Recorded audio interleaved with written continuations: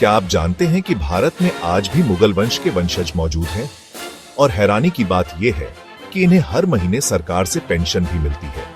लेकिन यह पेंशन कितनी है और क्या ये इनकी जरूरतों को पूरा कर पाती है? आज हम आपको मिलवाएंगे बहादुर शाह जफर के परपोते की पत्नी सुल्ताना बेगम से, जो बेहद कठिन परिस्थितियों में जीवन गुजार रही हैं।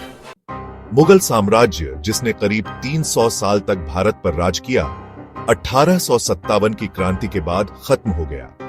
आखिरी मुगल बादशाह बहादुर शाह जफर को अंग्रेजों ने गिरफ्तार कर रंगून, म्यांमार भेज दिया, जहां उनकी मृत्यु हो गई।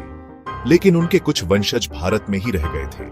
आज भी बहादुर शाह जफर के कुछ वंशज दिल्ली, हैदराबाद और कोलकाता में रहते हैं। लेकिन इनका जीवन अब किसी शाही परिवार जैसा नहीं है, बल्कि वे आम लोगों की तरह संघर्ष कर रहे हैं।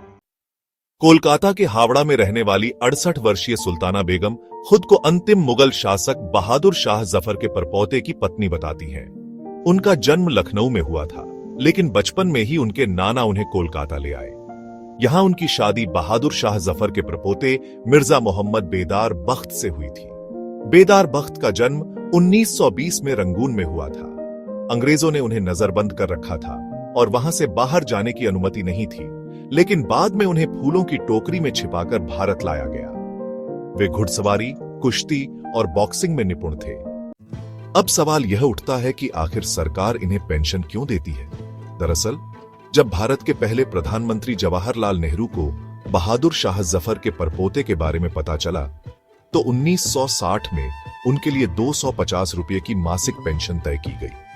समय के साथ महंगाई बढ़ी और सुल्ताना बेगम ने सरकार से इस पेंशन को बढ़ाने की मांग की। उन्होंने राष्ट्रपति प्रतिभा पाटिल से भी मुलाकात की थी, जिसके बाद उन्हें 10,000 रुपये पेंशन देने की मांग का आवेदन तैयार करवाया गया। लेकिन उन्हें सिर्फ 6,000 रुपये मासिक पेंशन ही दी जा रही है। अब सवाल यह है कि क्या यह पेंशन उनके जीवन यापन के लिए पर्याप्त है?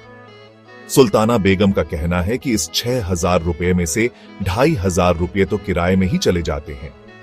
बचे हुए पैसों से खाना, दवा और अन्य जरूरतों को पूरा करना मुश्किल हो जाता है। अपनी जरूरतों को पूरा करने के लिए उन्होंने बुक बाइंडिंग, चूड़ियां बनाने और धागे का काम करना शुरू किया। शाही विरासत की वारिस होते हुए भी वे एक सामान्य मजदूर की तरह संघर्ष कर रही हैं। सवाल यह है कि क्या सरकार को इन वंशजों की और मदद करनी चाहिए? कुछ लोगों का मानना है कि इतने वर्षों बाद शाही वंशजों को पेंशन देने का कोई औचित्य नहीं रह जाता, जबकि कुछ लोगों का कहना है कि अगर पूर्व राजघरानों को सुविधाएं मिल सकती हैं, तो मुगलों के वंशजों को भी उचित सहायता दी जानी चाहिए। तो दोस्तों, आपको क्या लगता है? क्या बहादुर शाह जफर के वंशजों को और अधिक आर्थिक सहायता मिलनी चाहिए, या यह पेंशन बंद कर दी जानी चाहिए? अपनी राय कमेंट में जरूर दें और इस वीडियो को लाइक और शेयर करें।